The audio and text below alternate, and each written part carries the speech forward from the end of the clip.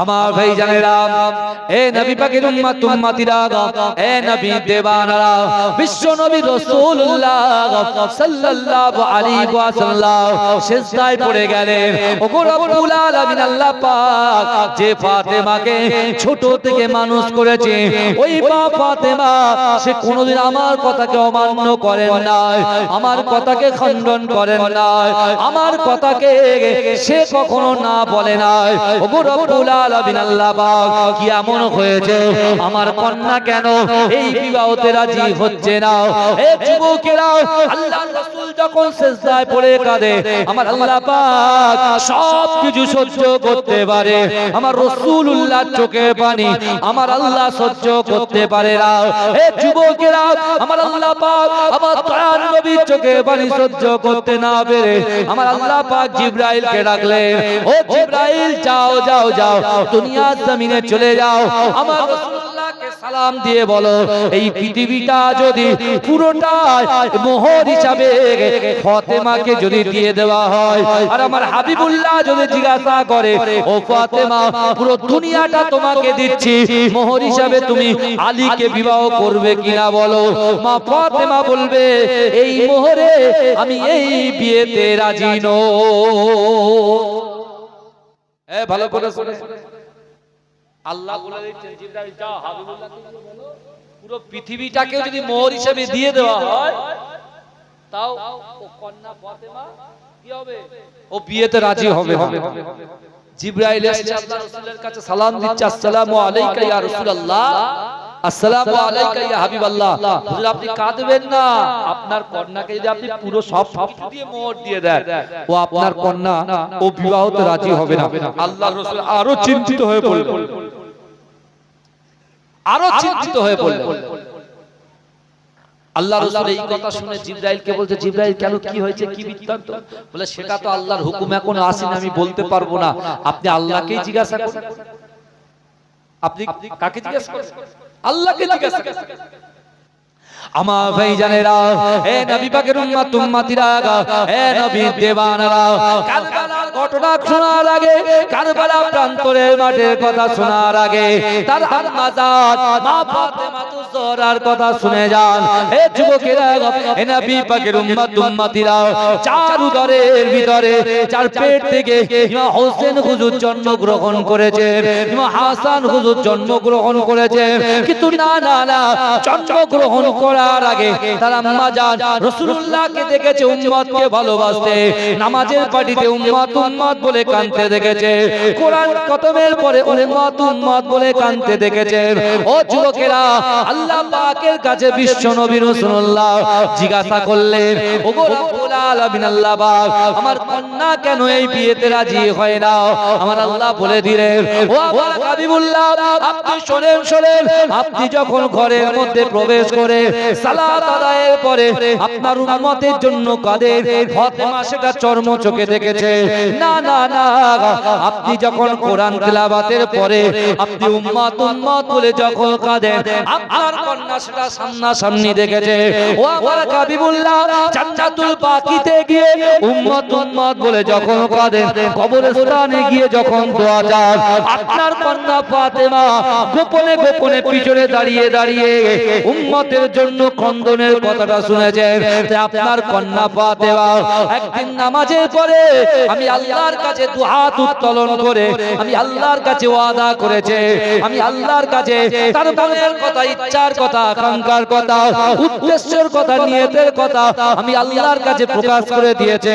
আমি আল্লাহকে বলেছে, ওগো রব্বুল আলামিন আল্লাহ পাক, আমার আব্বা জান তার উম্মতকে এত মহব্বত করে, আমি তার সন্তান হয়ে, তার কন্যা হয়ে আমিও আমার আব্বা জানের উম্মতকে বড় মহব্বত করে, বড় ভালোবাসি।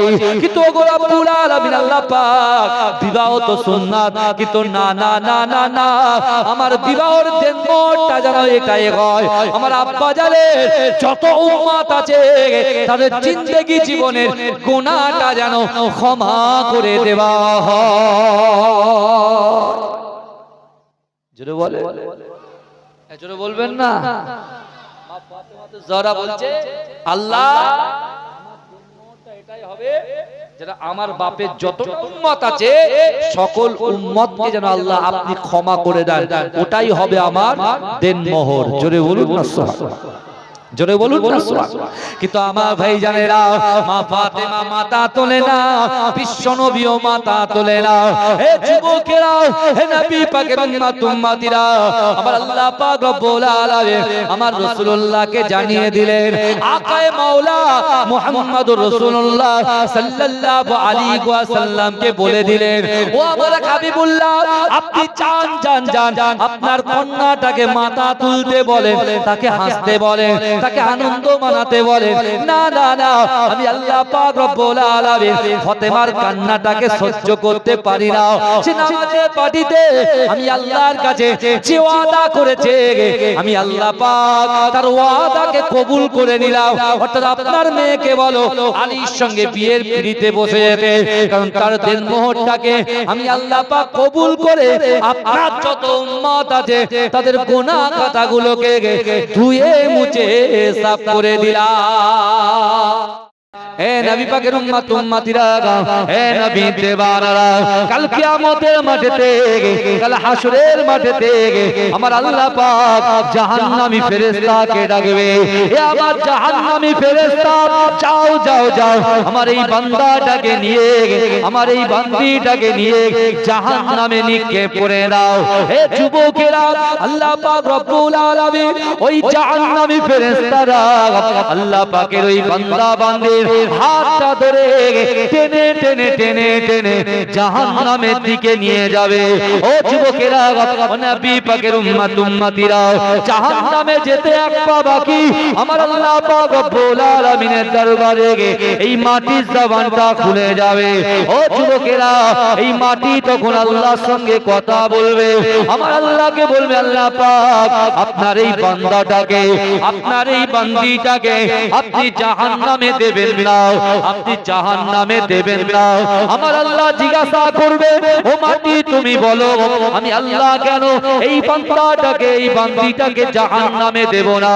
ওই সময় মাটি বলবে, আল্লাহ পাক দুনিয়ার জমিনে আপনার বান্দা বান্দিরা আমি মাটি আমার বুকের উপরে বসে বসে বসে বসে ইউসাব্বিহুনাকা ওয়া ইউহাম্মিদুনাকা ওয়া ইউকাব্বিরুনাকা, আপনার বান্দা বান্দিরা তারা আমার বুকের উপরে বসে তারা সুবহানাল্লাহ বলেছে, আলহামদুলিল্লাহ বলেছে, আল্লাহু আকবার বলে তাকবীর দিয়েছে।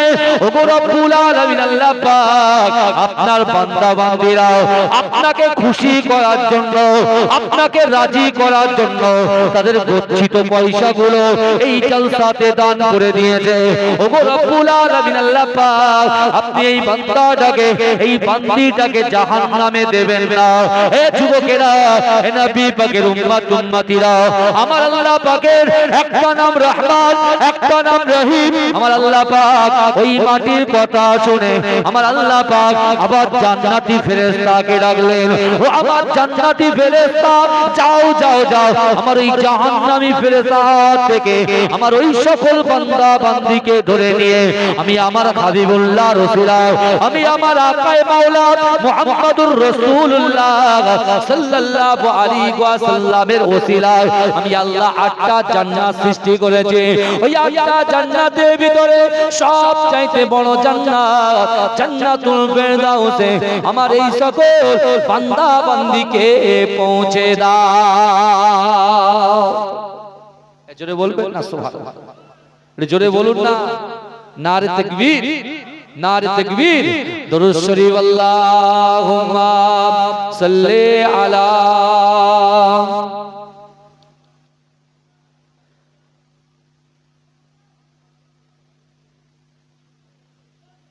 ইসলামের সম্মান মা ফাতেমার জানের জান, ইমাম হোসেন হাসান, ইমাম হোসেন হাসান। জোরে বলবেন না সুবহানাল্লাহ, জোরে হবে না?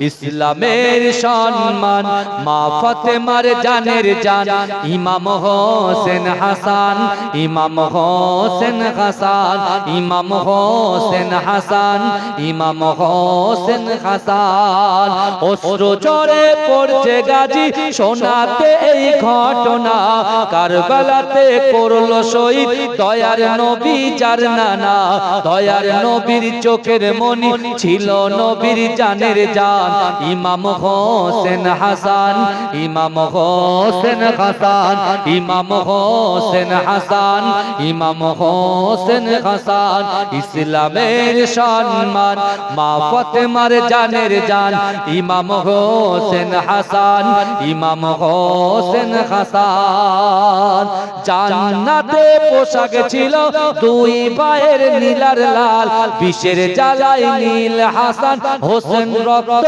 হলো লাল হক বাতিলের করতে ফারাক দিনের তরে হয় কুরবান ইমাম হোসেন হাসান ইমাম হোসেন হাসান ইমাম হোসেন হাসান ইমাম হোসেন হাসান ইসলামের সম্মান মা ফাতেমার জানের জান ইসলামের সম্মান মা ফাতেমার জানের জান ইমাম হোসেন হাসান ইমাম হোসেন হাসান হাদিস পাক খুলে দেখ জান্নাতে যাদের নাম হোসেনের নামের সাথে জুড়ে আছে নবীর নাম আমিও চাই সঙ্গী হতে হকের পথে দিয়ে যান ইমাম হোসেন হাসান ইমাম হোসেন হাসান ইমাম হোসেন হাসান ইমাম হোসেন হাসান ইসলামের সম্মান মা ফাতেমার জানের জান ইমাম হোসেন হাসান ইমাম হোসেন হাসান আল্লাহুম্মা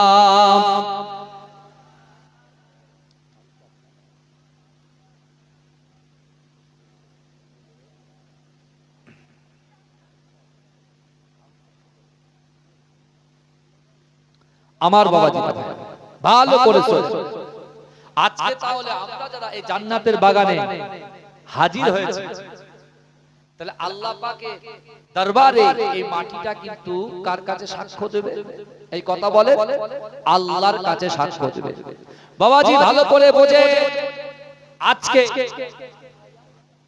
আশারিয়া এই গ্রামে আমার সামনে পিছনে ডান দিকে বাদিকে এই কবরস্থান আছে না না কথা বলেন কবরস্থান আছে না না কবরের কথা কবর মনে পড়ে আমাদের সারা দিনে ফেসবুক দেখার কথা মনে পড়ে হোয়াটসঅ্যাপ দেখার কথা মনে করে ভিডিও কল করার কথা মনে পড়ে পাড়ায় আড্ডা মারার কথা মনে পড়ে গেম খেলার এই দেখেন অনেক ছেলেরা অ্যাপ নিয়ে বসে আছে একটু পরে বিশ্বকাপ শুরু হবে ও খেলা দেখবে ব্রাজিল হেরে গেছে তা ছেলেদের কান্না দেখলে আপনি পাগল হয়ে যাবেন আর্জেন্টিনা হেরে যাচ্ছে একটা ছেলে দোয়া করছে আল্লাহ আপনি আমাকে মেরে দেন আর্জেন্টিনাকে জিতিয়ে দেন বড়া একদম যা আছে সব বাড়িয়ে ভাষাতে হবে বাড়াতে হবে এখন তো চোঙের জামানা শেষ এবার ইংলিশ শেষ এখন বাংলায় ফিরে আসতে হবে অর্থাৎ একটা আল্লাহর রহমতের বৃষ্টি পড়ছে কোনো টেনশনের দরকার নেই একটু আমার কাছের দিকে আমি যে কথাগুলো বলছি সেটা আমার শুনতে হবে আমার ফিডব্যাক না দিলে আমার গলাটা বসে যাবে বুঝতে পেরেছেন কেন আমি চিল্লে চিল্লে বলি ভাই টেনে বলি আমার গলাটাও মুশকিল হয়ে যাবে বাবাজি ভালো করে বোঝে খুব সুন্দর করে কিছু আলোচনা আমি আপনাদের কাছে রাখি ভালো করে বোঝেন তাহলে আমার সামনে পিছনে ডান দিকে বাদিকে কবরস্থান আছে তাহলে ওই কবরওয়ালার বাড়ি থেকে যারা এই জান্নাতের বাগানে হাজির হয়েছে বিশ্বাস করুন আজকে দিনে এই আশারিয়া গ্রামে আপনার আমার মতো ব্যক্তি ওই কবরওয়ালার বাড়ি থেকে যারা আমরা এখানে হাজির হয়েছি আমাদের বসার জন্য অটোমেটিক ওই কবরওয়ালার কবরে আল্লাহ সব পৌঁছে দিচ্ছে জোরে বলে এই জোরে বলবেন না এই জোরে হবে না সুবহানাল্লাহ নারে তাকবীর নারে তাকবীর ভাই আমরা একটা জিনিস খুব ভালো করে জানি গাছের শিকড় যদি ভালো হয় ফল ভালো হয় তাই না গাছের শিকড় যদি ভালো হয় ফল ভালো হয় মা বাপ যদি ভালো হয় মা বাপ যদি নামাজি হয় আপনার সন্তান কিন্তু নামাজি হবে মা বাপ যেমন হবে সন্তান তেমন হবে, ভালো করে বোঝেন। কিন্তু বিশ্বাস করে আমার রাসূলুল্লাহ নওয়াসার কথা মুহররম মাস আসলেই মনে পড়ে, বেশি মনে পড়ে। কিন্তু রাসূলুল্লাহ আহলে বায়ত, রাসূলুল্লাহ যে পাক পঞ্চাতনের কথা আপনারা শুনেছেন। আজকে চিন্তা করেন বিশ্বনবী রাসূল সাল্লাল্লাহু আলাইহি ওয়াসাল্লাম তার গুনাহগার উম্মতিদের, এই আশারিয়া গ্রামের উম্মতিকে আমার রাসূলুল্লাহ কতটা ভালোবাসেন। আমার বিশ্বনবী রাসূলুল্লাহ মক্কার জমিনে 13 বছর ছিলেন, মদিনাতে 10 বছর ছিলেন। মদিনার জমিনে আল্লাহর রাসূলের কন্যা মা ফাতেমাতুজ জাহরা রাদিয়াল্লাহু তাআলা আনহা, ইমাম হাসান হুসাইনের আম্মা জান, জান্নাত রানী নবী নন্দিনী মা ফাতেমাতুজ জাহরা রাদিয়াল্লাহু তাআলা আনহা, তিনি আল্লাহর রাসূলকে ফলো করতেন। জোরে বলুন, কি ফলো করতেন?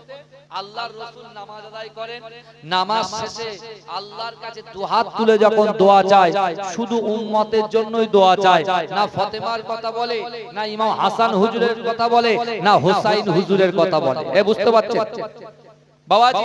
কারবালা প্রান্তরে ইমাম হুসাইন শহীদ হবে, আমার রাসূল জানতেন, রাসূলুল্লাহ সাহাবারা জানতেন, মা ফাতেমাতুজ জাহরা জানতেন, শেরে খোদা আলী রাদিয়াল্লাহু তাআলা আনহু জানতেন। এই শুনছেন আপনারা? নিজের ছেলে যে ইন্তেকাল করবে, শাহাদাত বরণ করবে, কারবালা প্রান্তরে নির্মমভাবে ইমাম হোসেন হুজুরকে শহীদ করা হবে, আল্লাহর রাসূল কিন্তু জানতেন। কিভাবে জানতেন? আগে ইমাম হাসান হুসাইনের কথা শোনার আগে তার মায়ের কথা শুনতে হবে, তার বাপের কথাটা শুনতে হবে। এই কথা ঠিক বলছি না ভুল বলছি? তাহলে আপনি বুঝতে পারবেন যে গোড়া যদি ভালো হয়, শিকড় যদি ভালো হয়, ফল ভালো হবে। কিন্তু আমার বাবাজিরা আজকে চিন্তা করুন, আজকে আমরা উম্মতে মুহাম্মাদি, আল্লাহ পাক আমাদেরকে পাওয়ার দিয়েছে, আল্লাহ আমাদেরকে ইজ্জত দিয়েছে, আল্লাহ আমাদেরকে সম্মান দিয়েছে।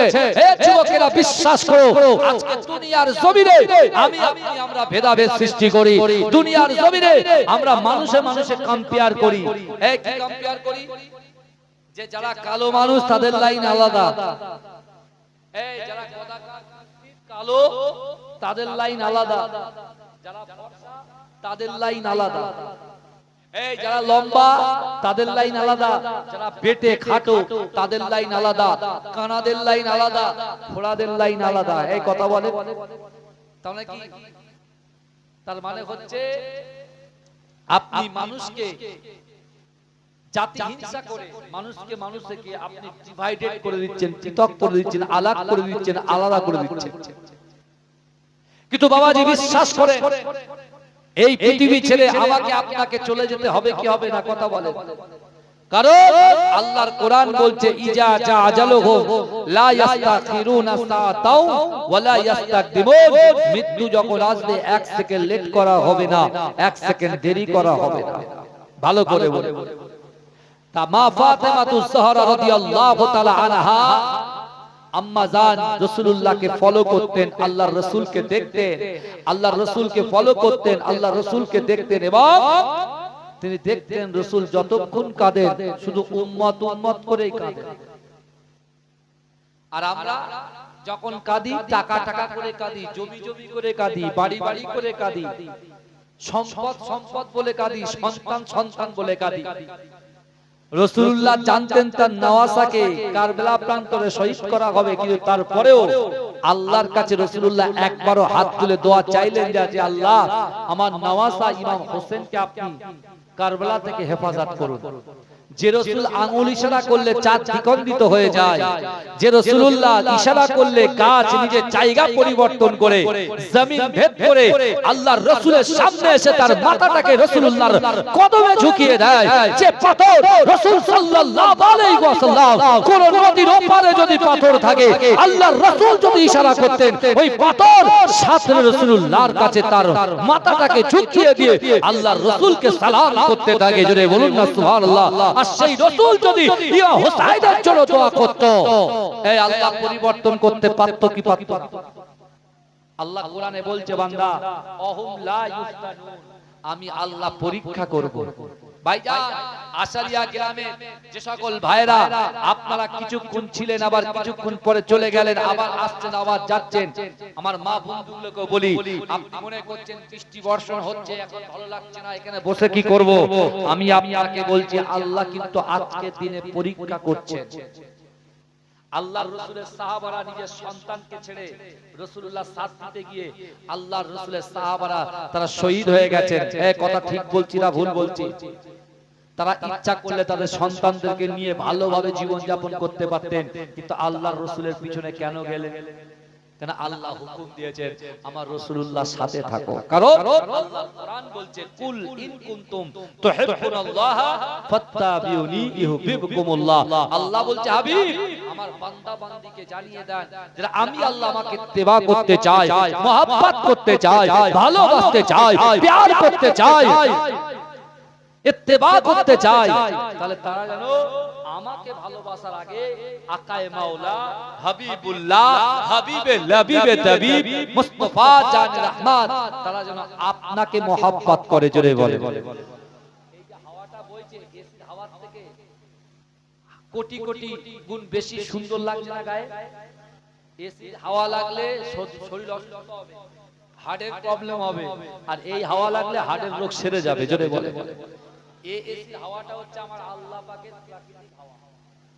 এটাকে মজা নেন, জান্নাতের বাগানে বসে আছে এরকম আবহাওয়া জিন্দেগিতে পাবেন।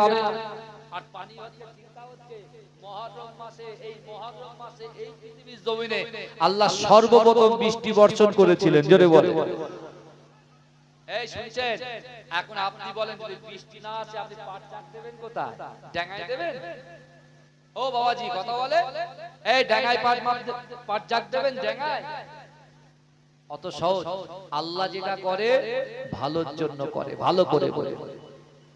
কিন্তু আমার ভাই জানেরা, হে নবী পাকের উম্মত উম্মতিরা, হে নবী দেবানারা, ইমাম হাসান হুসাইন হুজুরের আম্মা জান মা ফাতেমা তুজ-জোহরা রাদিয়াল্লাহু তাআলা আনহা আমার রাসূলুল্লাহর দরবারে যখন হাজির থাকলেন, হে যুবকেরা, আল্লাহর রাসূল যখন হুজরা মুবারকের ভিতরে প্রবেশ করলেন, আল্লাহর রাসূল নামাজ আদায় করে, আল্লাহর রাসূল নামাজ আদায় করে উম্মত উম্মত উম্মত উম্মত বলে কাঁদে। ও যুবকেরা, আল্লাহর রাসূল কোরআন তেলাওয়াত করে, আর রহমান আল্লামাল কোরআন খলাকাল ইনসান আল্লামাহুল বায়ান আশ-শামসু ওয়াল কমারু বিহুসবান।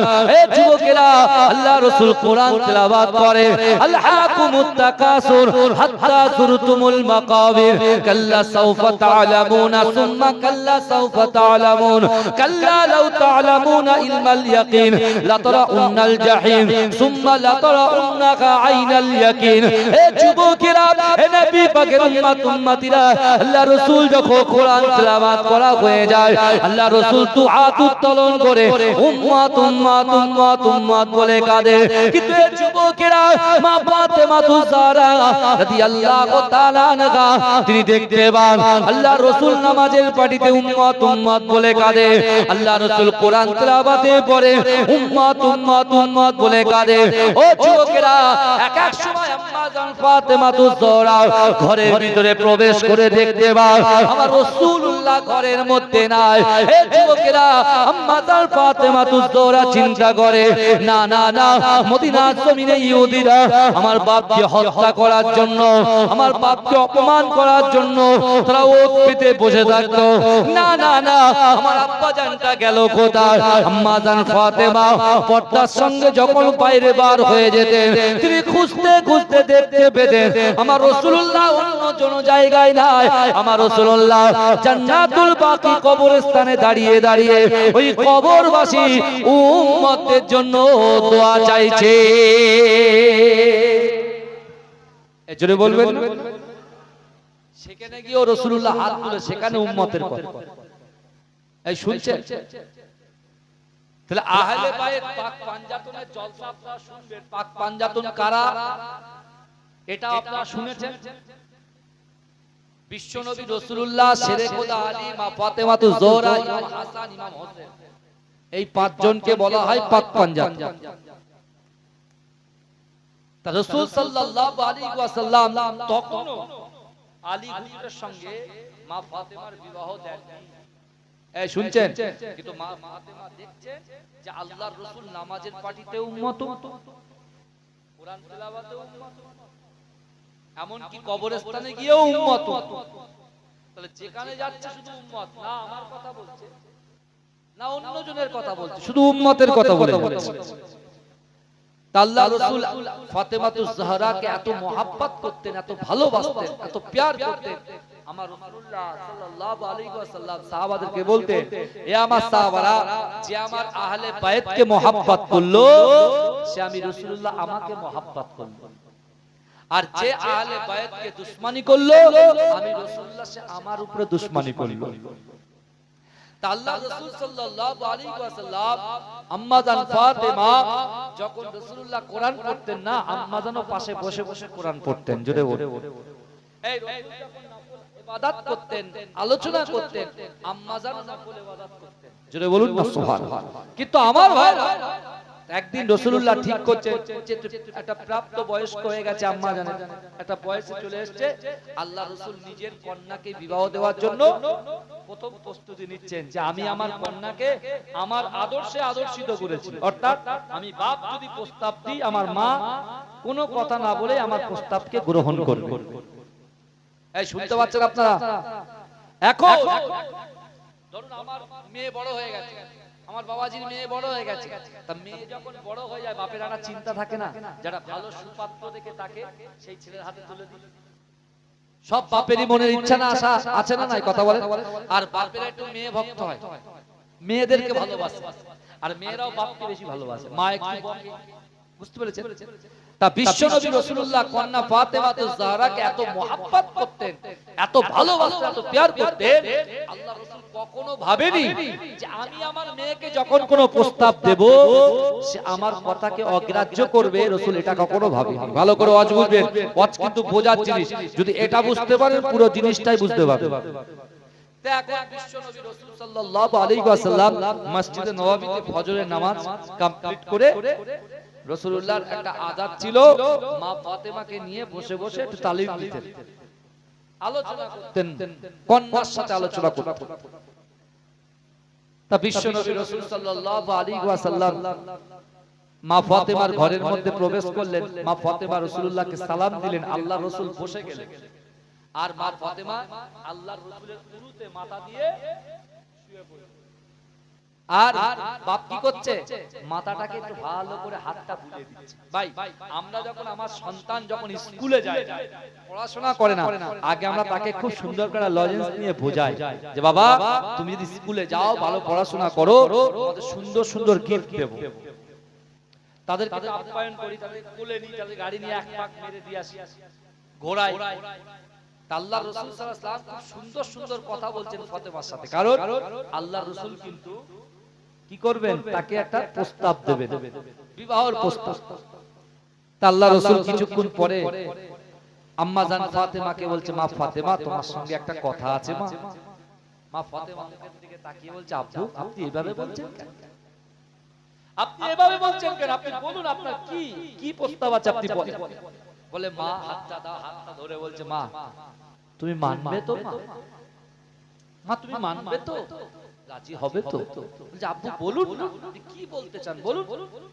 বলে ফাতেমা শোনো না, আমার আলীকে এত পছন্দ হয়েছে, আনা মাদিনাতুল ইলম ওয়া আলিউম বাবা, আমি হচ্ছি জ্ঞানের শহর। রাসূল বলছে আনা মাদিনাতুল ইলম, আমি হচ্ছি জ্ঞানের শহর, ওয়া আলিউম বাবুহা, আর আলী হচ্ছে ওই শহরের দরজা।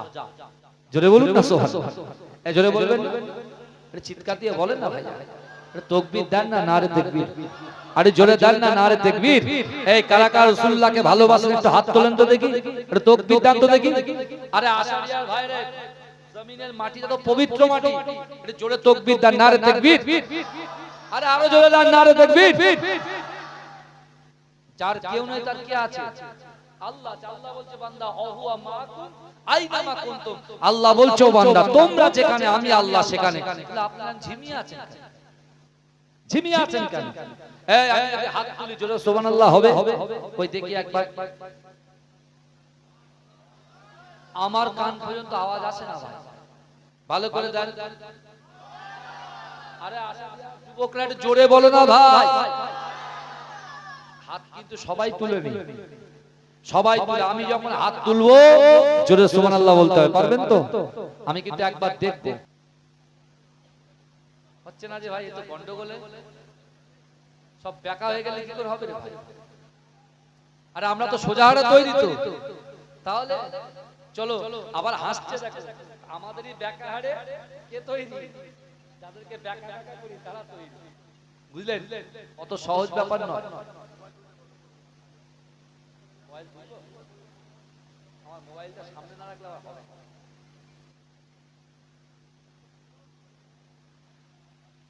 দরুদ শরীফ আল্লাহুম্মা।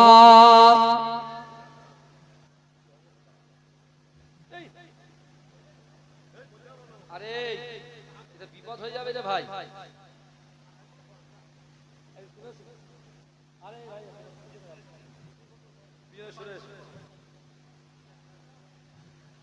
তাহলে আমি মনে থাকবে তো?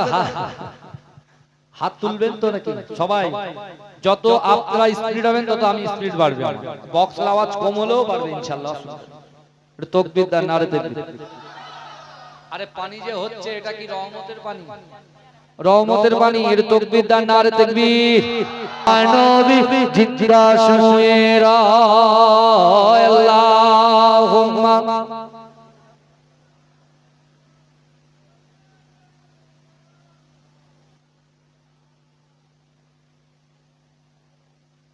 আমার বাবাজিরা ভাইরা, যে কথা আমি আপনাদেরকে বলছিলাম, তো মা ফাতেমাতুজ জোহরা রাসূলুল্লাহর কুরুতে মাথা দেওয়া আছে।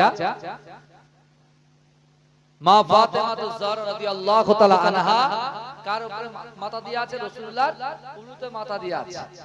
আল্লাহ রাসূল প্রস্তাব দিচ্ছেন, মা ফাতেমা আমি আমার আলীর সাথে তোমার বিবাহ দেব।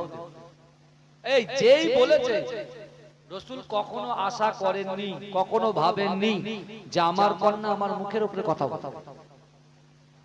এই শুনছেন আপনারা? আমার কন্যা ফাতেমা আমার মুখের উপরে কথা বলবে, রাসূল এটা কখনো ভাবেননি। যেই বলেছে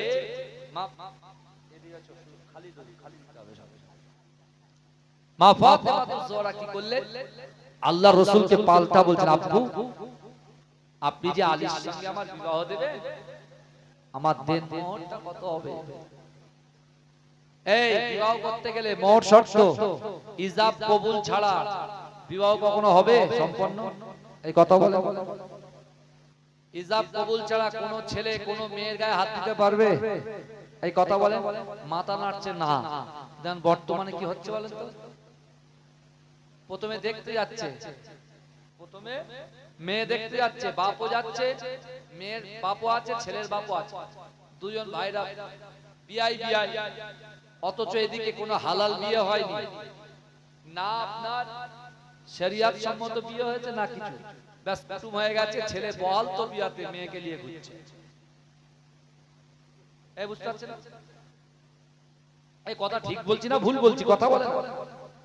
হ্যাঁ, একজন পুরুষ কখনো বেগনা নারীর গায়ে টাচ পর্যন্ত করতে পারবে না যতক্ষণ ইজাব কবুল দ্বারা তাদের বিয়ে সম্পূর্ণ না হচ্ছে। যদি আপনি গায়ে হাত দেন, ওটা জিনায় পরিণত হবে, কবিরা গুনাহ হবে, বাপও গুনাহগার হবে, মাও গুনাহগার হবে, উভয়ে গুনাহগার হবে। অনেকে দেখবেন ম্যারেজ কাজী সাহেবদেরকে দিয়ে বিয়ে পড়িয়ে রাখে, কিন্তু সামাজিক বিয়েটা করে না ভাই। শরিয়াতের আইন অনুযায়ী আপনি ম্যারেজ কাজী সাহেবকে দিয়ে বিয়েটা করাচ্ছেন, ওটা সরকারি বিয়ে, ওটা প্রমাণপত্র। কিন্তু মেন যে শরিয়াতি যে বিয়ে, যেটা হালাল হবে, একটা নারীকে একটা যুবক হালাল করে নেবে, সে বিয়ে এখনো বেশি অর্ধেক 99% মানুষ কিন্তু এখন ম্যারেজ বিয়েতে দিয়ে রেখেছে। বলছে সেই 2 বছর পরে বিশাল ধুমধাম করে বিয়ে হবে, তখন ইমাম সাহেব দিয়ে কবুল কবুল বলে বিয়ে হবে। বুঝতে পারছেন? আম্মাজান ফাতেমাতুজ জাহরা কি বলছেন দেখেন আল্লাহ রাসূলকে, ইয়া রাসূলুল্লাহ, ইয়া হাবিবাল্লাহ, হুজুর আব্বু জান আমার দেন মোহরটা কত হবে? রাসূল বলছে আমার মোহরের কথা বলছে? তা আল্লাহ রাসূল বলছে, মা আমি তোমাকে 10 দিরহাম 20 দিরহাম দিয়ে দিই, তোমার মোহর হবে কত? 10 থেকে 20 দিরহাম আমি দিয়ে দিলাম। মা ফাতেমা বলছে আব্বা জান আমি এই মোহরে এই বিয়েতে কিন্তু আমি রাজি নই। কার সাথে বিবাহতে বসতে? আলীর সাথে। শুনছেন আপনারা? কিন্তু আমার ভাই জানেরা, হে নবী পাকের উম্মত উম্মতিরা, হে নবী দেবানারা, বিশ্ব নবী রাসূলুল্লাহ সাল্লাল্লাহু আলাইহি ওয়াসাল্লাম চিন্তায় পড়ে গেলেন। ও মা ফাতেমা, তুমি তো আমার কথা শুনে চলো মা, তুমি তো আমাকে লক্ষ্য করে দেখো মা। না না না, আমি তোমার আব্বু জান তোমাকে বিবাহের জন্য প্রস্তাব দিয়েছি, তুমি যে মোহরের কথা বলছো মা, তুমি কেন এই মোহরে রাজি হও না? হে যুবক, মা ফাতেমা তুজরা রাদিয়াল্লাহু তাআলা আনহা রাসূলুল্লাহর দিকে তাকিয়ে তাকিয়ে কাঁদে। আল্লাহ রাসূল ফাতেমার দিকে তাকিয়ে তাকিয়ে কাঁদে। ও যুবকেরা, ও নবী পাকের উম্মত উম্মতিরা, আমার রাসূল বললেন, ও মা ফাতেমা শোনো শোনো, আমার বাড়িতে যা কিছু আছে, যা কিছু আসবাবপত্র আছে, আমার কাছে যা কিছু সম্পদ আছে, এই সবগুলোকে আমি আমার আলীকে দিয়ে দেব। আলী ওই সবগুলো মালগুলোকে নিয়ে সব তোমাকে মোহর হিসাবে দিয়ে দেবে মা। তুমি এবার তো রাজি হয়ে যাও। ও যুবকেরা, ওই আম্মা জান ফাতেমা তুজরা রাদিয়াল্লাহু তাআলা আনহা বললেন, ওগো আমার আব্বা জান, না না না, আমি এই মোহরে এই বিয়েতে রাজি নই। বলে এটাতেও আমি রাজি নই। আল্লাহ রাসূল কাঁদছে, ফাতেমাও কাঁদছে। রাসূল বলছে ফাতেমা তুমি কেঁদো না, আর ফাতেমা বলছে আব্বু আপনি কাঁদুন। কিন্তু উভয়ের প্রবলেম কি আছে, যে কেন তুমি আমি এতটা টাকা ধার্য করছি, এতটা টাকা বাড়িয়ে দিচ্ছি, তারপরেও তুমি কেন এই বিবাহতে রাজি হচ্ছ না? কারণটা ফাতেমা তখন শেষকালে যখন রাসূলুল্লাহর কান্না থেকে থাকতে পারছে না, বলছে মুসা আলাইহিস সালাতু ওয়াস সালাম আল্লাহর সঙ্গে কথা বলতো। মুসা আলাইহিস সালাম আল্লাহর সঙ্গে কথা বলতো। নবী পাক নবীরা আল্লাহর সঙ্গে কথা বলতো, তা আপনি তো তার হাবিব, তার বন্ধু, আপনি তো সাফাত করনে ওয়ালা, তাহলে আপনি আল্লাহকে জিজ্ঞাসা করুন না আপনার মনের, আপনার মেয়ের নিয়তটা, অন্তরের কথা, অন্তরের নিয়তটা কি? আল্লাহ তো অন্তর্যামী, আল্লাহ তো মানুষের অন্তরের কথা জানে। এই আজকে যে যে নিয়ত নিয়ে এখানে বসেছে, আল্লাহ জানে কি জানে না? আগামী 1 বছরের মধ্যে কি হবে, আমার জীবনে কি করব না করব, আল্লাহ অ্যাডভান্স সব আর আল্লাহ পাক আমার রাসূলুল্লাহর ওসিলা আমাদেরকে ইজ্জত দিয়েছে, সম্মান দিয়েছে, আল্লাহ আমাদের সুযোগ দিয়েছে। জোরে বলুন না সুবহানাল্লাহ। কিন্তু আমরা সুযোগে কাজে লাগাই না, সুযোগটাকে কাজে লাগাই না। বৃষ্টি হচ্ছে বলে বাড়িতে বসে আছে, আল্লাহ বলছে বান্দা আমি কিন্তু পরীক্ষা করব, আমি বৃষ্টি দিয়ে পরীক্ষা করব, আমি জমিনটাকে কাঁপিয়ে দিয়ে পরীক্ষা করব, আমি ভয় দেখিয়ে পরীক্ষা করব, তোমার ব্যবসায় লস করে পরীক্ষা করব, তোমার ব্যবসায় বরকত দিয়ে পরীক্ষা করব, তোমার ছেলের পিঠে মেয়েকে দিয়ে পরীক্ষা করব, মেয়ের পিঠে ছেলেকে দিয়ে পরীক্ষা করব, তোমার শরীরে রোগ দিয়ে পরীক্ষা করব। আমি আল্লাহ কিন্তু এই সকল জিনিসগুলো দিয়ে তোমাকে পরীক্ষা করব। তা আজকে যারা in the boundary piece of প্যারাডাইসের মধ্যে এসেছে, আপনারা কিন্তু সব ফার্স্ট ডিভিশনে পাস করে গেছেন। জোরে বলেন, জোরে বলবেন না? আল্লাহর অগণিত ফেরেশতারা আমাদের পাশে, আমাদের কাছে বসে আছে। জোরে বলুন, জোরে বলবেন না? জোরে হবে না সুবহানাল্লাহ। নারে তাকবীর, নারে তাকবীর। মাসলাকে মুজাদ্দিদ জামান বলুন জিন্দাবাদ, আসরিয়া গ্রামবাসী বিন্দু বলুন জিন্দাবাদ, নারে তাকবীর। মাসলাকে মুজাদ্দিদ জামান, মাসলাকে মুজাদ্দিদ জামান, দাতাগণ বলুন জিন্দাবাদ, দাতাগণ বলুন জিন্দাবাদ, আসরিয়ার মা বোনেরা বলুন জিন্দাবাদ, নারে তাকবীর। আমার ভাইরা কি মনে করছেন আপনি? ভালো করে শুনেন। রাসূলুল্লাহকে বলছে ফাতেমা যে আপনি আল্লাহকে জিজ্ঞাসা করুন। আমার ভাই জানেরা, এ নবী পাকের উম্মত উম্মতিরা, এ নবী দেবানারা, বিশ্ব নবী রাসূলুল্লাহ সাল্লাল্লাহু আলাইহি ওয়াসাল্লাম সিজদায় পড়ে গেলেন।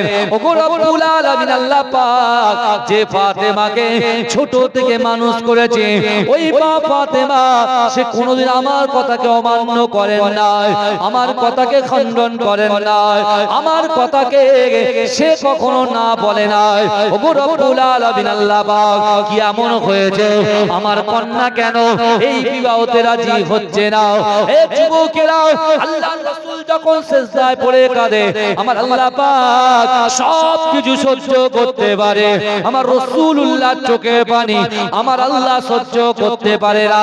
এ যুবকেরা, আমার আল্লাহ পাক আমার দয়ার নবীর চোখের পানি সহ্য করতে না পেরে আমার আল্লাহ পাক জিবরাইলকে ডাকলেন, ও জিবরাইল যাও যাও যাও দুনিয়ার জমিনে চলে যাও, আমার রাসূলুল্লাহকে সালাম দিয়ে বলো এই পৃথিবীটা যদি পুরোটাই মোহর হিসাবে ফাতেমাকে যদি দিয়ে দেওয়া হয়, আর আমার হাবিবুল্লাহ যদি জিজ্ঞাসা করে ও ফাতেমা পুরো দুনিয়াটা তোমাকে দিচ্ছি মোহর হিসাবে তুমি আলীকে বিবাহ করবে কিনা বলো?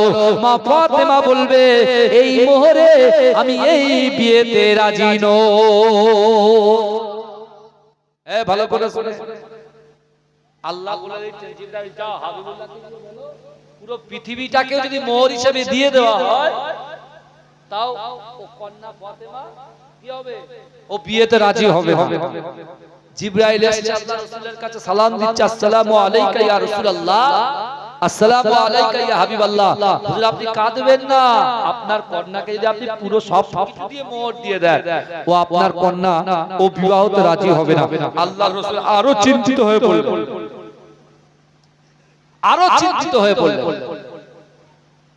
আল্লাহর রাসূল এই কথা শুনে জিবরাইলকে বলতে, জিবরাইল কেন কি হয়েছে কি বৃত্তান্ত? বলে সেটা তো আল্লাহর হুকুম এখনো আসেনি, আমি বলতে পারবো না, আপনি আল্লাহকেই জিজ্ঞাসা করুন। আপনি কাকে জিজ্ঞাসা করুন? আল্লাহকে জিজ্ঞাসা করুন। আমার ভাইজানেরা, হে নবী পাকের উম্মত উম্মতিরা, হে নবীর দেওয়ানারা, কারবালার ঘটনা শোনার আগে, কারবালা প্রান্তরের মাঠের কথা শোনার আগে তার আম্মা জান মা ফাতেমা জোহরার কথা শুনে যান। হে যুবকেরা, হে নবী পাকের উম্মত উম্মতিরা, চার উদরের ভিতরে চার পেট থেকে ইমাম হোসেন হুজুর জন্মগ্রহণ করেছেন, ইমাম হাসান হুজুর জন্মগ্রহণ করেছেন, কিন্তু না না না জন্মগ্রহণ করার আগে তার আম্মা জান রাসূলুল্লাহকে দেখেছে উম্মতকে ভালোবাসতে, নামাজের পাটিতে উম্মত উম্মত বলে কাঁদতে দেখেছে, কোরআন খতমের পরে উম্মত উম্মত বলে কাঁদতে দেখেছে। ও যুবকেরা, আল্লাহ পাকের কাছে বিশ্ব নবী রাসূলুল্লাহ জিজ্ঞাসা করলেন, ওগো রব্বুল আলামিন আল্লাহ পাক আমার কন্যা কেন এই বিয়েতে রাজি হয় না? আমার আল্লাহ বলে দিলেন, ও আমার হাবিবুল্লাহ আপনি শুনেন শুনেন, আপনি যখন ঘরের মধ্যে প্রবেশ করে সালাত আদায়ের পরে আপনার উম্মতের জন্য কাঁদেন, ফাতেমা সেটা চর্ম চোখে দেখেছে। না না না, আপনি যখন কোরআন তেলাওয়াতের পরে আপনি উম্মত উম্মত বলে যখন কাঁদেন, আপনার কন্যা সেটা সামনাসামনি দেখেছে। ও আমার হাবিবুল্লাহ জান্নাতুল বাকিতে গিয়ে উম্মত উম্মত বলে যখন কাঁদেন, কবরস্থানে গিয়ে যখন দোয়া চান, আপনার কন্যা ফাতেমা গোপনে গোপনে পিছনে দাঁড়িয়ে দাঁড়িয়ে উম্মতের জন্য খন্দনের কথাটা শুনেছেন। আপনার কন্যা ফাতেমা একদিন নামাজের পরে আমি আল্লাহর কাছে দুহাত উত্তোলন করে আমি আল্লাহর কাছে ওয়াদা করেছে, আমি আল্লাহর কাছে তার মনের কথা, ইচ্ছার কথা, আকাঙ্ক্ষার কথা, উদ্দেশ্যের কথা, নিয়তের কথা আমি আল্লাহর কাছে প্রকাশ করে দিয়েছে। আমি আল্লাহকে বলেছে, ওগো রব্বুল আলামিন আল্লাহ পাক আমার আব্বা জান তার উম্মতকে এত মহব্বত করে, আমি তার সন্তান হয়ে তার কন্যা হয়ে আমিও আমার আব্বা জানের উম্মতকে বড় মহব্বত করে বড় ভালোবাসি, কিন্তু ওগো রব্বুল আলামিন আল্লাহ পাক বিবাহ তো সুন্নাত, কিন্তু না না না না না আমার বিবাহের দিনটা যেন এটাই হয় আমার আব্বা জানের যত উম্মত আছে তাদের জিন্দেগি জীবনের গুনাহটা যেন ক্ষমা করে দেওয়া হয়। জোরে বলে, জোরে বলবেন না? মা ফাতেমা জোহরা বলছে, আল্লাহ এটাই হবে যেটা আমার বাপের যত উম্মত আছে সকল উম্মতকে যেন আল্লাহ আপনি ক্ষমা করে দেন, ওটাই হবে আমার দেনমোহর। জোরে বলুন না সুবহানাল্লাহ। জোরে বলুন না সুবহানাল্লাহ। কিন্তু আমার ভাই জানেরা, মা ফাতেমা মাথা তোলে না, বিশ্ব নবীও মাথা তোলে না।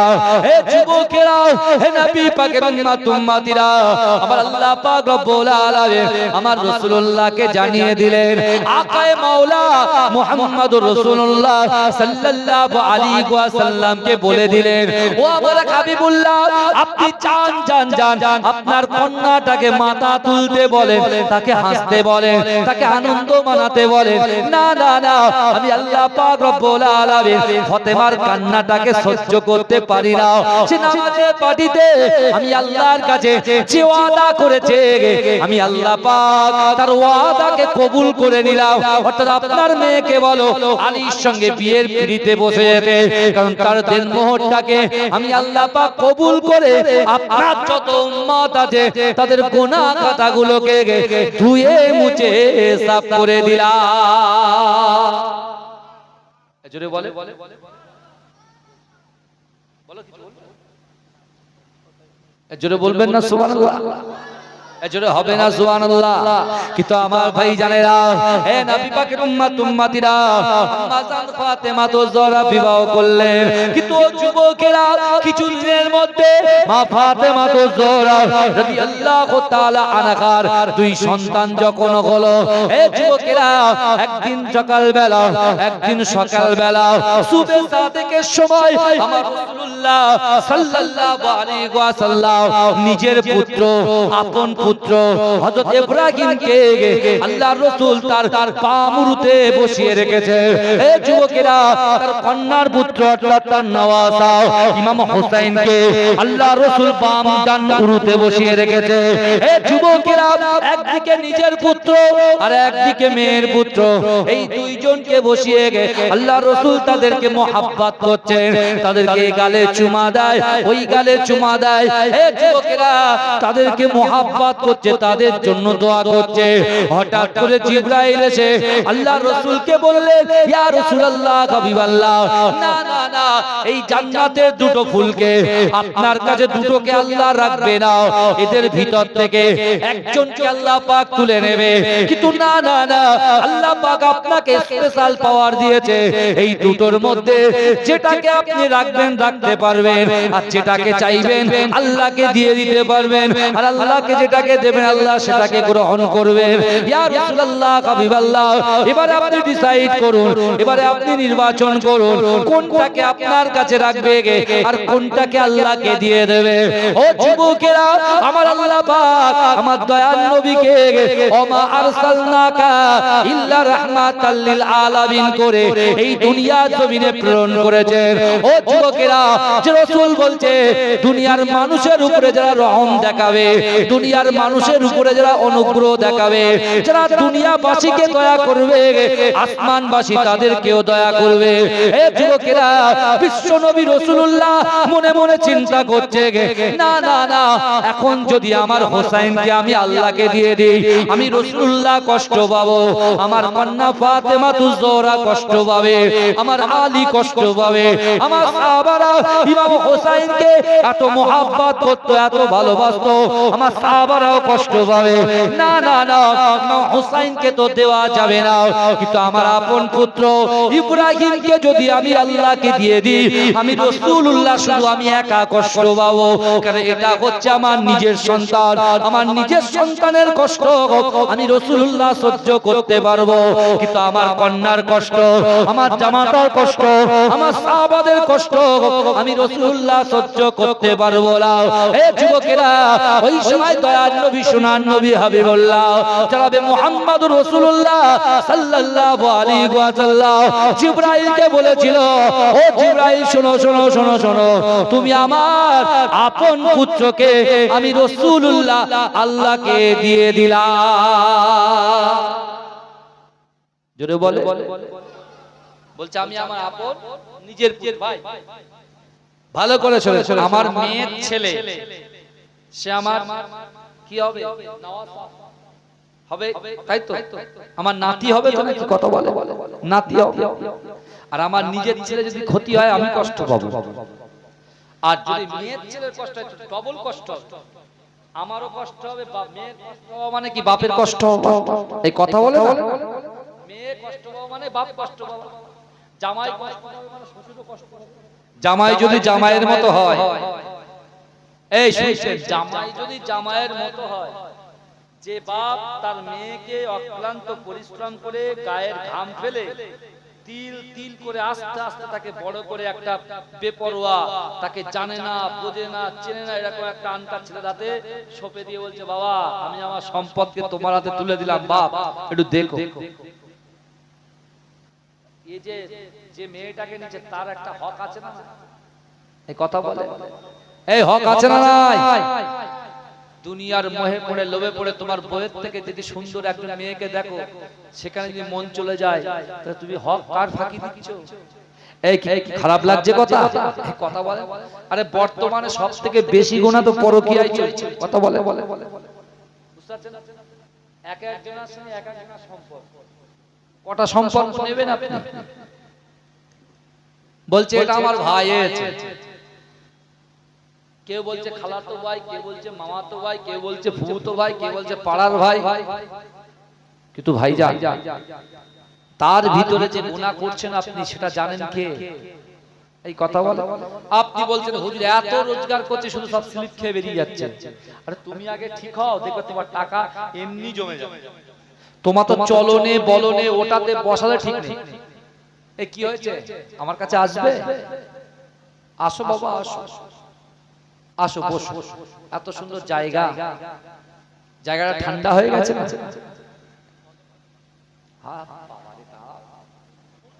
মাইক থাকলে তো এতক্ষণ তো 10টা বলা হয়। মাইক চলছে কিন্তু আমার জায়গা আসে না, আর বলে লাভ নেই। যান, আরে তাকবীর দান না, আরে তাকবীর, আরে জোরে দান না, তাকবীর না, আরে তাকবীর। সব সময় মাইক ওয়ালাদেরকে উচিত কি বলেন তো, দুটো ওই দিকে দেওয়ার, একটা এই দিকে। জানে না, জানতে হবে না। যাই এতে আমি সেটিং করে নিয়েছি ভাই, বুঝতে পেরেছেন? আমার সেটিং হয়ে গেছে, ওটা চাপ চাপ। এবারে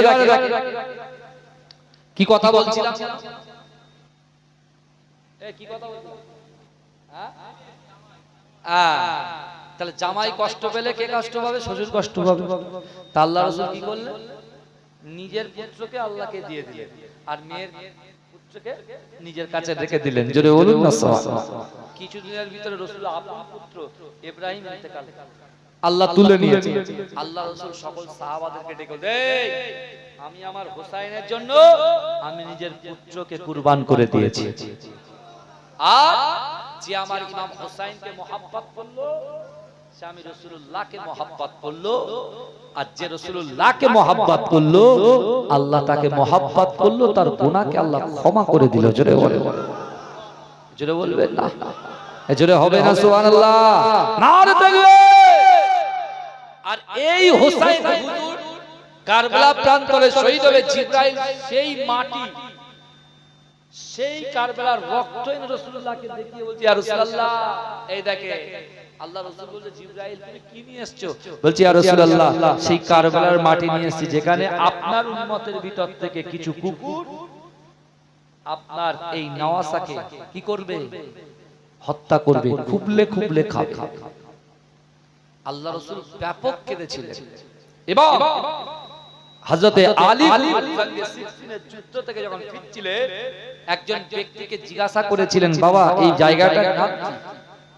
বাবা এই জায়গাটার নাম কি? এই জায়গাটার নাম কি? বলছে জায়গাটার নাম হচ্ছে কারবালা।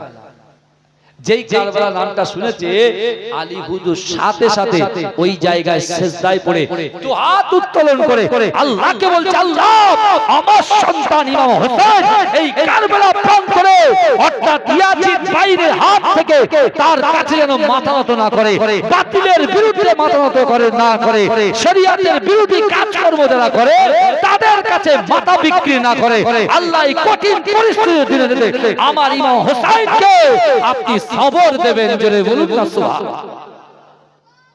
এই বাপ দোয়া করছে, শুনছেন আপনারা? বাপ দোয়া করছে ছেলের জন্য, কিন্তু বললেন না যে আল্লাহ আমার সন্তানটা চলে যাবে, আল্লাহ এই কারবালা প্রান্ত থেকে আপনি বাঁচিয়েছেন।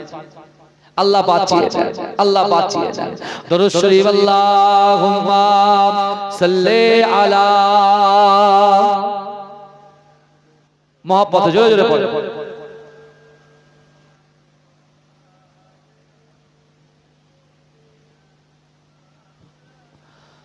আহলে রাসূল শের আলীর ফুল ঘুমিয়ে গেছে জমিনে, শহীদ করিল দুশমনে। এই শুনছেন তো আপনারা? মন এদিকে আছে না নাই? একটু কথা বলেন আগে, মন আছে তো? আহলে রাসূল শের আলীর ফুল ঘুমিয়ে গেছে জমিনে, শহীদ করিল দুশমনে। আহলে রাসূল শের আলীর ফুল ঘুমিয়ে গেছে জমিনে, শহীদ করিল দুশমনে। আহলে রাসূল শের আলীর ফুল ঘুমিয়ে গেছে জমিনে, শহীদ করিল দুশমনে। ইমাম হোসেন শহীদ হলো কারবালার ওই জমিনে, শহীদ করিল দুশমনে। আহলে রাসূল শের আলীর ফুল ঘুমিয়ে গেছে জমিনে, শহীদ করিল দুশমনে। 10ই মুহররম জুমাবারের দিন যুদ্ধের দামামা বেজে ওঠে, তরবারি নিয়ে আলী আকবর কারবালার প্রান্তে ছোটে। লস্কর ইয়াজিদ, লস্কর ইয়াজিদ মারিল তীর আলী আকবরের বদনে, শহীদ করিল দুশমনে। আহলে রাসূল শের আলীর ফুল ঘুমিয়ে গেছে জমিনে, শহীদ করিল দুশমনে। হোসেনের কোলে শিশু আজগার পানির তরে কাঁদিতে রয়, পানির বদলে এজিদ সেনা তীর মারিল আজগারের সিনায়। আজগারের রক্ত টুপিয়ে পড়ে, আজগারের রক্ত ঝরে পড়ে কারবালার ওই ময়দানে, শহীদ করিল দুশমনে। আহলে রাসূল শের আলীর ফুল ঘুমিয়ে গেছে জমিনে, শহীদ করিল দুশমনে। শিমুর ছিল মস্ত নামাজি, আহলে বায়তকে মানত না। শিমুর ছিল মস্ত নামাজি, আহলে রাসূলকে মানত না। নবীর বংশ ধ্বংস করিতে দিলেতে রহম হলো না। লোভ লালসায়, লোভ লালসায় ছুরি চালায়, লোভ লালসায় ছুরি চালায় হোসেন পাকের গর্দানে, শহীদ করিল দুশমনে। আহলে রাসূল শের আলীর ফুল ঘুমিয়ে গেছে জমিনে, শহীদ করিল দুশমনে। আমার বাবাজিরা, সেই ইমাম হোসেনকে যে কারবালা প্রান্তরে শহীদ করা হবে, তার বাপ আলী হুজুর তিনি সিজদায় গিয়ে আল্লাহর কাছে দোয়া চাইছেন কি, যে আল্লাহ আমার সন্তানকে বাঁচান। এই কথা বলেন, আল্লাহ আমার সন্তান যেন বাতিলের কাছে মাথা নত না করে, জোরে বলে। আর আমরা 10 টাকায় মাথা নত করে দিচ্ছি সব জায়গায়। এই কথা ঠিক না ভুল বলে? বিশ্বাস করেন 10 টাকায় ঈমান বিক্রি করছি, বেচে বেচে সব, বুঝতে পারছেন? চোখের সামনে আমরা সব দেখতে পাচ্ছি। কিন্তু আমার বাবাজিরা ভাইরা, আজকে যারা আমরা এখানে উপস্থিত হয়েছি, তা ইমাম হোসেন হুজুর আমাদেরকে শেষ বার্তাটা কি দিলেন? আমাদেরকে কি ঘোষণা করতে বললেন? এই কথা বলেন, আমাদেরকে কি বার্তা দিয়ে গেছে? আমরা তো জলসা শুনে যাচ্ছি, কিন্তু হোসেন হুজুরের বক্তব্যটা কি ছিল? হোসেন হুজুরের বক্তব্যটা কি ছিল? শেষ পরিণতিটা কি ছিল? ইমাম হোসেন যখন ফোরাত নদীর তীরে 72 জনকে নিয়ে বাচ্চা সহ তার রুগ্ন ছেলে জাইনুল আবেদিন হুজুরকে সঙ্গে করে নিয়ে তিনি যখন ফোরাত নদীর তীরে উপস্থিত হলেন, সেই সময় তিনি দেখতে পেলেন অগণিত ইয়াজিদ বাহিনী পুরো ফোরাত নদী সহ পুরো কারবালাটাকে ঘিরে রেখেছেন। এই শুনছেন? পুরো কারবালাকে ঘিরে রেখেছেন। মুহররম মাসের 7 তারিখ, তারিখটা কত বললাম? মুহররম মাসের 7, কোন কিতাবে লেখা আছে 6 থেকে 7 তারিখের মধ্যে পুরো ফোরাত নদীর তীরটাকে কি পুরো ঘিরে ফেললো সবাই। তা হযরতে ইমাম হোসেন হুজুর গিয়ে বলছে, একজনকে জিজ্ঞাসা করছে, ভাই এই জায়গাটার নাম কি বলেন তো? বলে এই জায়গাটার নাম হচ্ছে কারবালা। যেই শুনেছেন ইমাম হোসেন হুজুর সাথে সাথে তার 72 জন ফ্যামিলি আহলে বায়াতের কাছে গিয়ে বলছে, তোমরা বাড়ি চলে যাও, তোমাদের এখানে থাকতে হবে না, কারণ এই জায়গা থেকে আমি হোসেন আর ফিরবো না। এই শুনছেন? আমি হোসেন ফিরবো না, কারণ আমার রাসূলুল্লাহ আমার নানু বার্তা দিয়েছেন যে কারবালা প্রান্তরে ইমাম হোসেনকে কি করা হবে? শহীদ করা হবে। অর্থাৎ এরা আমার রক্তপিপাসু, এরা আমাকে হত্যা করার জন্য এসেছে, এটা তোমাদের নয়। তখন ইয়াজিদ বাহিনীর যে কমান্ডার ছিল, যাকে উবাইদুল্লাহ ইবনে জিয়াদ যাকে পাঠিয়েছিল, তার নাম হচ্ছে হুর বিন ইয়াজিদ। কি নাম বললাম? হুর বিন ইয়াজিদ। সে এখন দাঁড়িয়ে আছে, সে আহলে বায়াতকে mohabbat করে, কারণ যে ইমাম হোসেনকে আটকাতে যারা গিয়েছিল তারাও কালেমা পড়েছে, লা ইলাহা ইল্লাল্লাহ মুহাম্মাদুর রাসূলুল্লাহ। এটা আগে বললাম না, শিমুন নামাজি ছিল। ভাই আমার নামাজ পড়ে কপাল কালো হয়ে গেছে, রাসূলুল্লাহকে আমরা মানি না, তার বংশকে মানি না, তার আহলে বায়াতকে মানি না। এই নামাজের কোনো দাম আছে? এই কোরআন তেলাওয়াতের কোনো দাম আছে? রাসূলকে ছাড়া আল্লাহকে কখনো পাওয়া যায় না।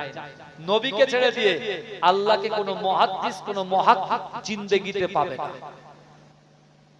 বোঝা গেল কথা? এখন হুর বিন ইয়াজিদের সঙ্গে ফেস টু ফেস কথা। হুর বিন ইয়াজিদকে বলছে, হুর তোমরা তো আমার নানুর কলেমা পড়েছো, তোমরা জানো আমার নানু আমাকে কোলে বসিয়ে রেখে আমার ডান গালে, বাম গালে, ঠোঁটে, মুখে, গর্দানে চুমা দিতেন আর বলতেন যে আমি আমার নানুর জন্য, হোসাইনের জন্য নিজের পুত্রকে আমি রাসূলুল্লাহ কুরবান করে দিয়েছি। আর তারা বলেছে যে আমার হোসাইনকে mohabbat করলো, সে আমি রাসূলুল্লাহকে mohabbat করলো। তোমরা মনে মনে ভাবছো আমি এখানে যুদ্ধ করতে এসেছি, আর আমি যদি যুদ্ধ করতে আসতাম তাহলে মহিলাদেরকে আমি সঙ্গে করে নিয়ে আসতাম, দুধের বাচ্চাকে আমি সঙ্গে করে নিয়ে আসতাম। ওই কাফেলার মধ্যে ছিল ইমাম হাসান হুজুরের ছেলে কাসেম হুজুর। ইমাম হাসান হুজুর নিজের ভাইকে বলে গিয়েছিল, ভাই আপনার মেয়ে সাকিনার সঙ্গে আমার কাসেমের যেন আপনি বিবাহ দেবেন। জোরে বলবেন না সুবহানাল্লাহ? এই জোরে বলবেন না? হ্যাঁ, ওই কাফেলার মধ্যে ছিল ইমাম হোসেন হুজুরের বড় ছেলে হযরত আলী আকবর হুজুর। ওই কাফেলার মধ্যে ছিল আসগার হুজুর, দুধের শিশু। এই শুনছেন আপনারা কত নির্মম ঘটনা? চিন্তা করেন, আল্লাহর রাসূলের কলেমা পড়ে যারা, তারাই তার আহলে বায়াতকে খতম করার পরিকল্পনা। কারণ কি বলতে শোনেন, আপনি যদি ইয়াজিদের হাতে বায়াত গ্রহণ করেন তাহলে আপনি বেঁচে যাবেন, আর যদি বায়াত গ্রহণ না করেন তাহলে আপনাকে যুদ্ধ করতে হবে।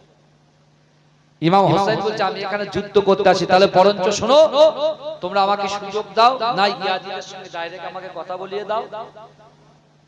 ঠিক আছে, না ইবনে জিয়াদের কাছে নিয়ে চলো, আর নতুবা অন্য কোনো জায়গায় তোমরা আমাকে যেতে দাও, সেখানে গিয়ে বাকি জীবনটাকে আমি দ্বীনের দাওয়াত দিয়ে বাকি জীবনটাকে আমি কাটিয়ে দেবো। জোরে বলে বলছে না, এখান থেকে কোথাও যাওয়া হবে না, আপনাকে আগে ইয়াজিদের বায়াত গ্রহণ করতে হবে, তারপরে কথা। এই ইমাম হোসেন বলছে যে ইয়াজিদ শরিয়াত বিরোধী কর্মের মধ্যে লিপ্ত, যে শরাব পান করে, যে নারীবাজি করে, আমি রাসূলুল্লাহর নওয়াসা ইমাম হোসেন জিন্দেগিতে তার কাছে মাথা নত করব না। জোরে বলুন না সুবহানাল্লাহ। জীবন চলে যাবে কিন্তু আমি মাথা নত বাতিলের কাছে মাথা নত করব। তা হুর বিন ইয়াজিদকে তিনি বলছেন, এই হুর, তুমি আহলে বাইতকে মহব্বত করো না? হুর বিন ইয়াজিদ বলছে, তাহলে শুনেন না, একটা কথা বলি, আপনি সারা দিন আমার সঙ্গে কথা বলেন আর রাত্রে আপনি নিজে চলে যাবেন, তখন আমি বলবো যে আমাদের সঙ্গে কথা বলতে বলতে কখন রাত্রে গোপনে তারা ওই দিক দিয়ে চলে গেছে, তাহলে আপনি চলে যাবেন। এই সুযোগটা দিয়েছেন কে? হুর বিন ইয়াজিদ। তাই ইমাম হোসেন কি করছেন, তার 72 জন কাফেলাকে নিয়ে রাতের বেলা তিনি বেরিয়ে গেলেন, কথা বলতে বলতে বলতে বলতে বেরিয়ে সারা রাত ঘুরে ঘুরে ঘুরে ঘুরে, এই শুনছেন, সারা রাত ঘুরে ঘুরে যে জায়গায় হুরের সঙ্গে কথা বলছিল সেই জায়গায় এসে হাজির। এই আওয়াজ সেখানে চলে এসেছে, বুঝতে হচ্ছে। হুর বিন ইয়াজিদ বলে, কি ব্যাপার হুসাইন, আপনি? বলে, আমি কি দিঘ হারিয়ে ফেললাম? সারা রাত হাঁটলাম, ঘুরে ঘুরে এখানে আসলাম। বলে, ঠিক আছে, আমি আরেকটা সুযোগ আপনাকে দিচ্ছি, আবার যান।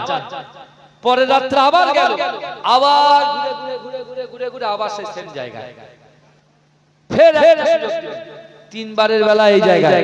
ইমাম হোসেন তখন বলছে, আহলে পরিবার, আর কিছু করার নেই, এই জায়গা থেকে আমি বেরোতে পারবো না, ফায়সালা না হওয়া পর্যন্ত আমি হোসেন এখান থেকে বেরোতে পারবো না, কি তোমরা যদি চাও তোমরা বেরিয়ে যাও। কেউ যায়? এই শুনেন, উবাই ইবনে সুলুলের মধ্যে যদি মুনাফিক থাকতো তাহলে কেউ গেল না, সবাই বলল না, আমরা আপনাকে ছেড়ে যাব না। আস্তে আস্তে 7 তারিখ, 8 তারিখ, 9 তারিখ, 10 তারিখে যুদ্ধ দাওয়া বসছে, আর ওখান থেকে হই হই করে চিৎকার দিচ্ছে ইমাম হোসেন হুজুর। তিনি কি করলেন, শেষবারের মতো ইয়াজিদ বাহিনীর কাছে গেলেন। আমার ভাই জানেরা, এ নবী পাকের উম্মত উম্মতিরা, এ নবীর দেওয়ানারা, ওই সময় ইমাম হোসেন হুজুর কোরআন শরীফ থেকে বয়ান করতে লাগলেন, হে আল্লাহর বান্দা বান্দিরা, তোমরাও তো আমার নানা জানের কালেমা পড়েছো। না না না, আল্লাহ পাক রব্বুল আলামিন কোরআন পাকের ভিতরে পরিষ্কার ভাবে জানিয়ে দিয়েছেন, বান্দা, ওয়াসারিউ ইলা মাগফিরাতিন মির রাব্বিকুম ওয়া জান্নাতিন আরদুহাস সামাওয়াতু ওয়াল আরদ ওয়া ইদ্দাতুল মুত্তাকিন। আমার আল্লাহ বলে, বান্দা, তোমরা অতি দ্রুত অগ্রসর হও, আমি আল্লাহ পাক আমার ক্ষমার দিকে। কিন্তু না না না, আজকে দিয়ে এই কঠিন পরিস্থিতির দিনে থেকে এই কারবালা প্রান্তরে যে আহলে বাইতকে সাথ দেবে, আল্লাহ পাক তাকে দয়ার জান্নাত দিয়ে দেবে। কি আছো? রাসূলুল্লাহর পরিবারে সাপোর্ট করবে, তাদের পাশে দাঁড়াবে কে? আমরা 72 জন এসেছি, তার ভিতরে মহিলা বাচ্চা সব আছে। তারা তো যুদ্ধ করতে আসেনি, তারা এসেছিল কি, যে কুফা থেকে যে চিঠিগুলো গিয়েছিল এবং মুসলিম বিন আকিলের হাতে 40,000 মানুষ একই দিনে বায়াত গ্রহণ করেছিল, তাদের বাড়িতে আপ্যায়ন হবে। এই আমার ছেলে যদি আসতো, আমার কমিটি ভাইরা আমার ছেলেকে আপ্যায়ন করতো না? করতেন তো। পীরের আওলাদ আসলে আপ্যায়ন করেন তো, ফুরফুরা হুজুরের আওলাদরা আসলে আমরা ছটছট করে কি কলিজা কেটে দিলে আমাদের জান ছান্দে হয় না। এই কথা বলে না, আহলে বাইতদেরকে এই জন্য নিয়ে এসেছিল যে মানুষের কাছে দাঁড়ায় দাঁড়ায় তারা যাবে, মানুষ তাদেরকে পেয়ে খুশি হবে, আনন্দ মানাবে, তাদের কাছ থেকে দোয়া নেবে, দোয়া চাইবে, তাদেরকে হাদিয়া দেবে, তাই না? এই কথা বলে ওই জন্য নিয়ে এসেছিল। কিন্তু ইমাম হোসেন গিয়ে বলছে, কে আছো? এই কঠিন পরিস্থিতির সময় তোমরা আহলে বাইতের সাথ দেবে? কেউ কোনো ভ্রুক্ষেপ করলেন না। ইমাম হোসেন বলে, শোনো না, তাহলে যুদ্ধ তো হবে, তাহলে এসো একসঙ্গে জামাতের সাথে নামাজটা আদায় করি। এই বা জামাতের সাথে নামাজটা আদায় করি। ওরা বলছে নামাজ কালাম পরে হবে, আগে যুদ্ধ, তারপরে কথা। ইমাম হোসেন কি করলেন? তাবুতে চলে গেলেন। গিয়ে তাবুতে গিয়ে তার আহলে বায়াতকে বলছে, শোনো, তোমাদেরকে আমি এখানে যুদ্ধের জন্য নিয়ে আসিনি, আর আমি যুদ্ধ করতেও আসিনি, কিন্তু শোনো, এই ইয়াজিদ বাহিনী আমার রক্ত পিপাসু, অর্থাৎ তারা আমাকে হত্যা করবে, তোমাদের কোলা তোমরা যে যার মতো চলে যাও। কেউ যাচ্ছে না। বলছে না, আমরা এখান থেকে যাব না, আমরা এখান থেকে কখনো যাব না, ইয়াজিদ বাহিনী কাছ থেকে আমরা যাব না, আমরা বাতিলের কাছে মাথা নত করব না, আর এই কঠিন পরিস্থিতির দিনেতে আপনার ফেলে আমরা যাব।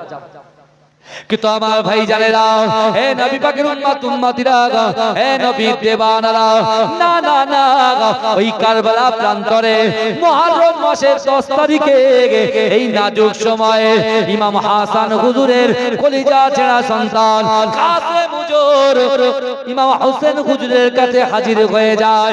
বলছে, ও চাচা জান, না না না, আমার আব্বা জান ইন্তেকালের আগে আমি কাসেম আমার গলাতে একটা তাকতি ঝুলিয়ে দিয়েছিল, একটা তাকতি ঝুলিয়ে দিয়েছিল, আর আমাকে বলেছিল, ও কাসেম শোনো শোনো, এমন একটা সময় আসবে, এমন একটা দিন আসবে যে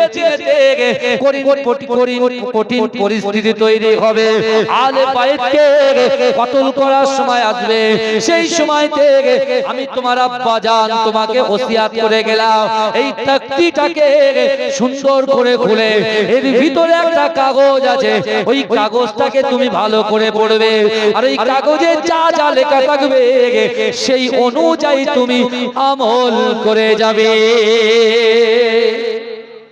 এজরে বলে, এই সর্বদা কেসে হাসান হুজুর, যে ইমাম হাসানকে বিস্মান করিয়ে মারা হয়েছিল, কি পান করানো হয়েছিল? কথা বলে, বিস্মান করানো হয়েছিল, বিস্মান করানো হয়েছিল। ইমাম হোসেন হুজুরকে, হাসান হুজুরকে বিস্মান করে মারানো হয়েছে। সেই হাসান হুজুর মৃত্যুর আগে তার সন্তানের গলায় একটা চিরকুটের তাকতি তিনি পরিয়ে দিয়েছিলেন, আর বলেছিলেন কঠিন পরিস্থিতির দিনে তো ওটাকে খুলে দেবে। কাসেম হুজুর তখন এই কঠিন চারিদিক দিয়ে হয়ে করে আওয়াজ যখন হচ্ছে, রব রব রব যুদ্ধ রব রব রানে শুরু হচ্ছে, তখন তিনি খুলে দেখছেন, এই এটা জোরে বলবেন সুবহানাল্লাহ। চিন্তা করে তিনি দেখছেন তার আব্বাজান লিখছেন, হাসানকে লিখছে, হাসান হুজুর লিখছেন কাকে? কাসেম হুজুরকে। কাসেম, এমন একটা দিন আসবে যেদিন হবে কারবালা, সেই কারবালা প্রান্তরে কাফেররা আমার ভাইকে ছিঁড়ে ছিঁড়ে খাবে, তোমার জীবন থাকতে আমার ভাইকে তুমি সাপোর্ট করে তুমিও তোমার জীবনটাকে আমার ভাইয়ের জন্য তুমি কুরবান করে দেবে। এজন্য বলবেন, আমরাই দেখতে পাচ্ছি মহরের সময় কুরবানি দিচ্ছি ঘরে শুয়ে শুয়ে, এই বুঝতে পারছেন না? বাড়িতে শুয়ে আনন্দ করে মজ মস্তিতে বেডের উপরে বেডের নিচে কি সুন্দর আপ্যায়ন, কি সুন্দর আনন্দের মধ্যে লিপ্ত আছে, আর এদিকে বলছে মুহররমে জলসা হবে, হুজুরকে দাওয়াত করে নিয়ে এসে কি করেছেন? আমি আপনি আমরা আহলে বায়াতের জন্য কি করেছি? কিচ্ছু করতে পারিনি, কিচ্ছু করতে পারিনি, কোনো ইহসান করতে পারিনি। এ যুবকেরা, জিবরাইল এসেছে রাসূলুল্লাহর কাছে, বলছে ইয়া রাসূলুল্লাহ, আপনি যে আহলে বায়াতকে নিয়ে বসে আছেন তার ভিতরে আমি একটু বসবো। আল্লাহর রাসূল বলছে, বসার আগে আগে বলো তুমি আহলে বায়াতকে কি খিদমত করেছো। জিবরাইল ফেরেশতা, রাসূলুল্লাহ ফেরেশতাকে বলছে তুমি কি খিদমত করেছো আগে বলো। বলছে আপনার ফাতেমাকে জিজ্ঞেস করুন, আপনার কন্যা ফাতেমাকে জিজ্ঞেস করুন। বলছি ইয়া রাসূলুল্লাহ, যখন আপনার ফাতেমার বাড়িতে একদিন দুদিন 20 দিন ধরে খাওয়া হতো না, ফাতেমা উনানের উপরে একটা হাঁড়ি আর পানি দিয়ে উনানে আগুন দিত, আর পানিগুলো টকটক করে ফুটতো, ইমাম হাসান হুজুর কাঁদতো, আর ওদেরকে সান্ত্বনা দেওয়ার জন্য বলতো চাল চাপিয়েছি, অর্থাৎ কিছুক্ষণ পরে তোমাদেরকে কি দেব? মুখে অন্ন তুলে দেব। কিন্তু না হুজুর, তাতে মোটেও খাওয়ার কিছু ছিল না। কিন্তু অনেক সময় ইমাম হাসান হোসেনকে থামানোর জন্য ঘন্টার পর ঘন্টা, ঘন্টার পর ঘন্টা, ঘন্টার পর ঘন্টা, ঘন্টার পর ঘন্টা তিনি বাইরে থাকতেন, আর আমি জিবরাইল গিয়ে ওই উনানে গিয়ে আগুন দিতাম। জোরে বলুন, জোরে বলবেন।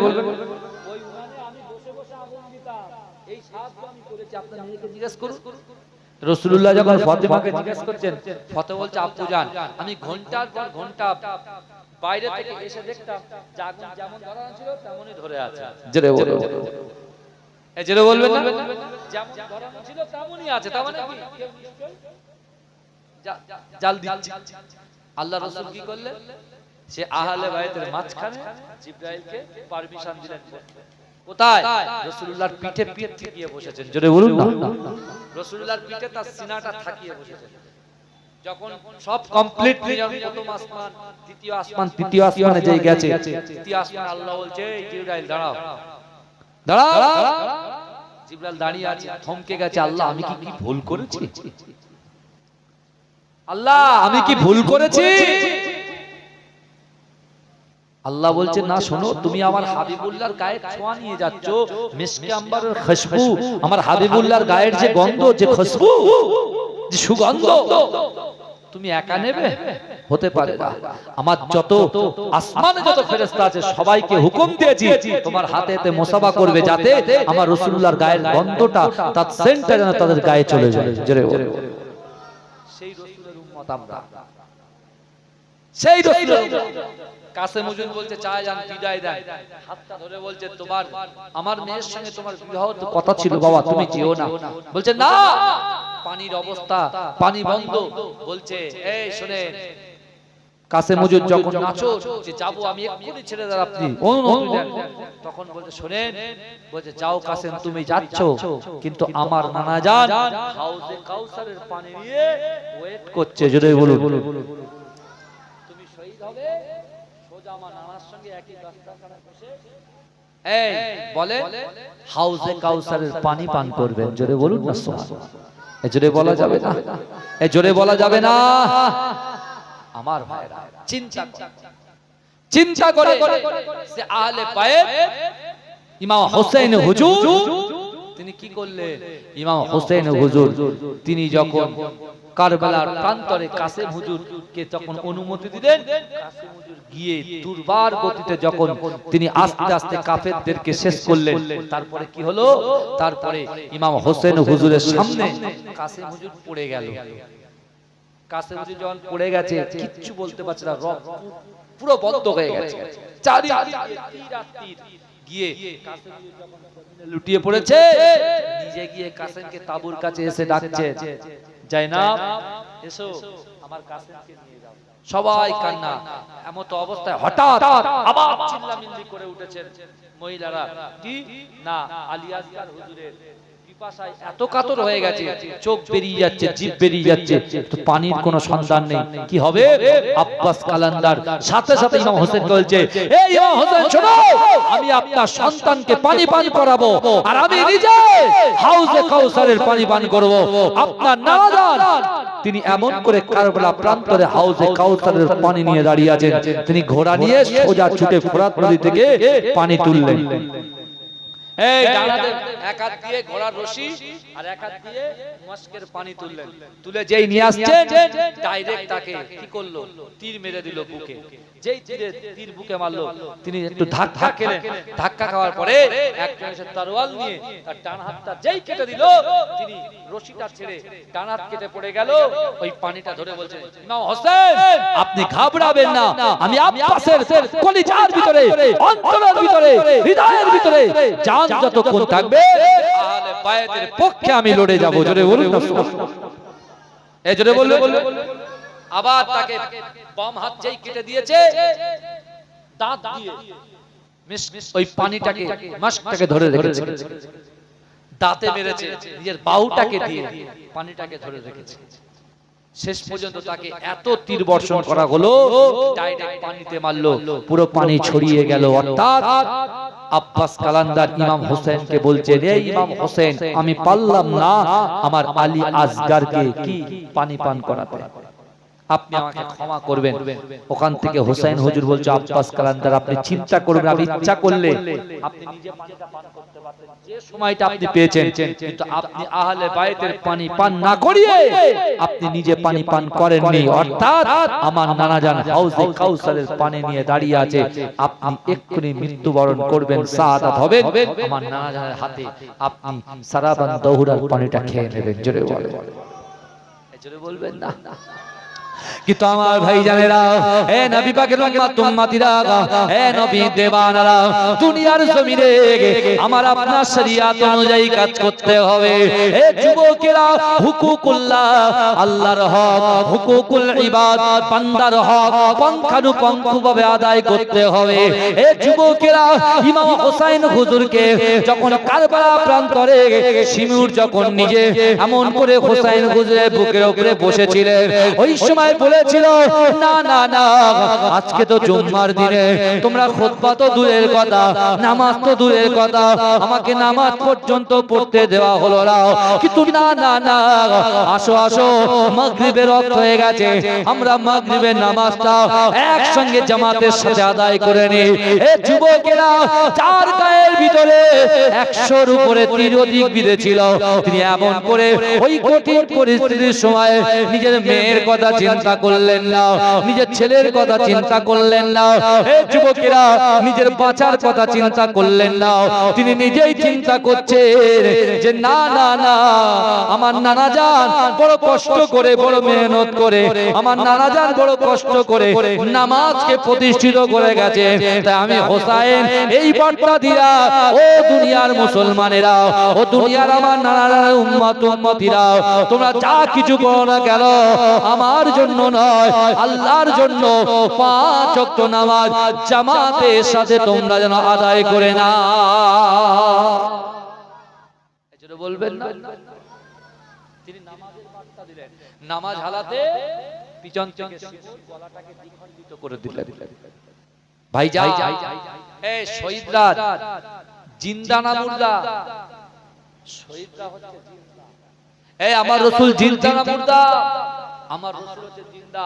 আজকে এই আসারিয়া গ্রামের কলিজার ভিতরে, যুবকদের অন্তরের ভিতরে, কলবের ভিতরে যে রাসূলুল্লাহর মহব্বত ভালোবাসা থাকে, এখান থেকে 4500 কিলোমিটার দূরে মুস্তাফা জানে রহমত আছে। যে কোনো মুহূর্তে, যে কোনো সময় এই আসারিয়া এই জলসায় ছোট্ট গ্রামে হাজির হয়ে যেতে পারে। मुझको पिला दे इश्क का जाम, तू आका और मैं हूँ गुलाम। मुझको पिला दे इश्क का जाम, तू आका और मैं हूँ गुलाम। रब के दुलारे तुम तो हो, सबके सहारे तुम तो हो। आए नबी जितने दुनिया में सबसे प्यारे तुम तो हो। भेज खुदा ने तुमको सलाम, तू आका और मैं हूँ गुलाम। डूबा सूरज वापस पलटे और सजर आ जाए चल के, तुम जो चाहो ओ हो जाए। पल में क्या से क्या हो जाए, अल्लाह जाने तेरा मकाम। तू आका और मैं हूँ गुलाम। सिदरा पे जाके प्यारे नबी से, बुलबुल सिदरा बोल नबी से। आगे गए तो जल जाओगे, आप अकेले जागे गया से। अर्ज़ बरी पे तेरा कयाम, तू आका और मैं हूँ गुलाम। अल्लाहुम्मा। আমার বাবাজিরা, আসুন একটু সালাম পড়ে নি। ইয়া নবী সালামু আলাইকা, ইয়া রাসূল সালামু আলাইকা, ইয়া হাবিব সালামু আলাইকা, সালাওয়াতুল্লাহ আলাইকা। वक्त का चमके सितारा, हाजिरीन का हो इशारा, देख कर रौजा प्यारा, लो सलाम अब तो हमारा। या नबी सलाम अलैका, या रसूल सलाम अलैका, या हबीब सलाम अलैका, सलावतुल्लाह अलैका। नबीजी मिराज राते बोरा के सवारी गोए, পৌঁছিলেন খোদারি দারে ফিরিলেন দিদারে করে ইয়া নবী সালাম আলাইকা ইয়া রাসূল সালাম আলাইকা ইয়া হাবিব সালাম আলাইকা সালাওয়াতুল্লাহ আলাইকা নবী না এলে দুনিয়ায় না হতো ফেরেশতা খোদার হয়েছি উম্মতি তোমার তার তরে শুকর লাখো বার ইয়া নবী সালাম আলাইকা ইয়া রাসূল সালাম আলাইকা ইয়া হাবিব সালাম আলাইকা সালাওয়াতুল্লাহ আলাইকা বালাগাল উলা বিকামা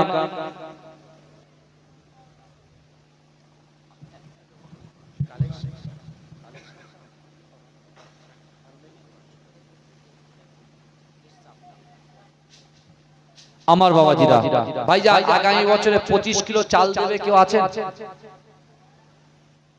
25 কিলো চাল দেনেওয়ালার মতো কেউ আছে আলে বাইতের মহব্বতে একদম ডাইরেক্ট বলছি সংক্ষিপ্ত সময় এখন তো ভাই টাইম বেঁধে দেয় সব জিনিস কেউ আছে আপনারা তো কালিমুল্লাহর হাতে দিলেন আমি একটু স্পষ্ট বলতে ভালোবাসি আলে বাইতের মহব্বতে যে ফাতেমা উম্মত করে আল্লাহর কাছে বললেন যে আমাদের মোহটেন হয় উম্মতে মুহাম্মাদিকে আল্লাহ আপনি ক্ষমা করে দেন তাহলে তাদের মহব্বতে এক বস্তা 25 কিলো চাল দেওয়া যাচ্ছে বাবাজি একটু কথা বলে অসুবিধা আছে কি তুললে হ্যাঁ কি আছে আগামী বছর 365 দিনে এক বছর 340 দিন পরে দেবেন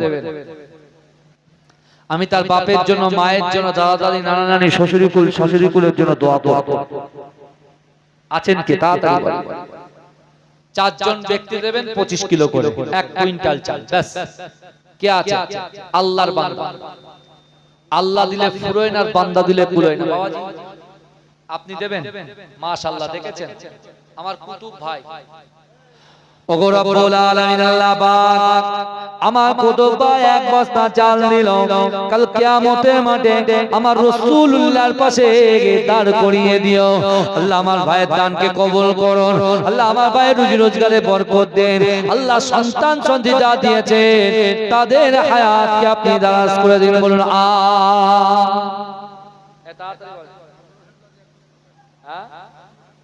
আমার আবুল হোসেন ভাই এক বস্তা চাল আবুল হোসেন ভাই নারে তাকবীর তাড়াতাড়ি বলেন বাবাজি পিছন থেকে সুযোগ পাবেন না মাটি সাক্ষ্য দেবে প্রথমে বলেছি তাহলে দেবার মতো দেন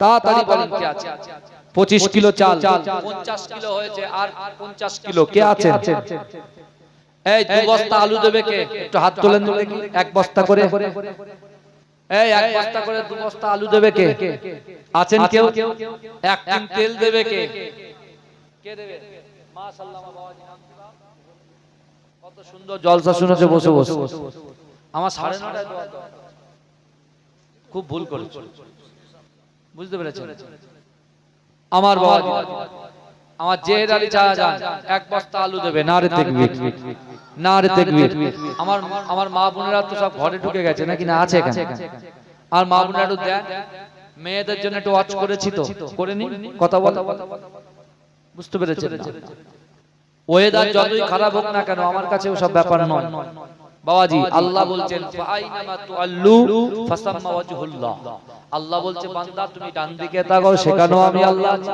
তুমি বাম দিকে তাকাও সেখানেও আমি আল্লাহ আছি তোমরা সামনে তাকাও সেখানেও আমি আল্লাহ আছি তোমরা পিছনে তাকাও পিছনেও আমি আল্লাহ আছি জোরে বলেন সুবহানাল্লাহ জোরে বলবেন না জোরে বলবেন না আল্লাহ বলছে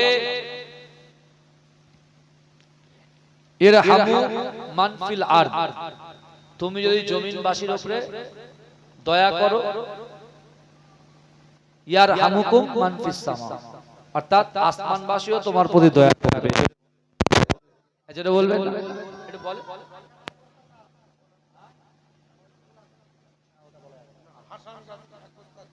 এই আমার হাসান গাজী ভাই এক বস্তা চা বরঞ্চ কেটে দেও।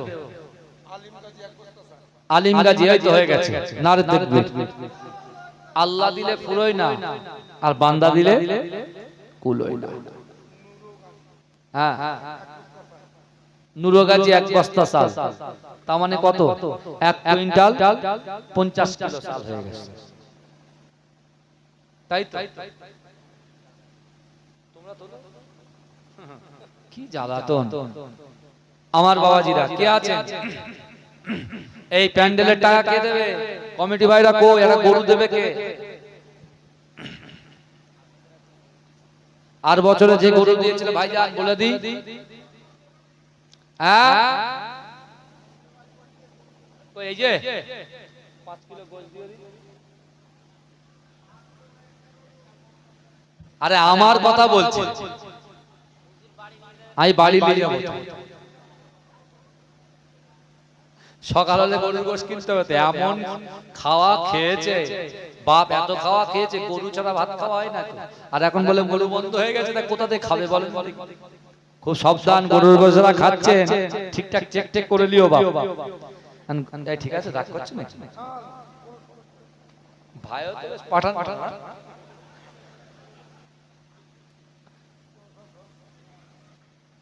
মাশাআল্লাহ, খুব মহব্বতের লোক, আল্লাহ হায়াত দারাজ করে দিন। এই কে আছেন? এই একটা প্যান্ডেলের খরচা দেবে কে? তাড়াতাড়ি বলেন। সারা রাত বসে থাকতে হবে না। এক টিন তেল আমার মা বোনেরা কোথায়? কিছু পাঠান না যে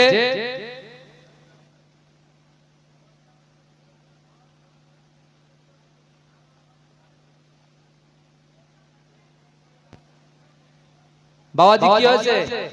তাড়াতাড়ি বলেন। তাকবীর দেন, নারে তাকবীর।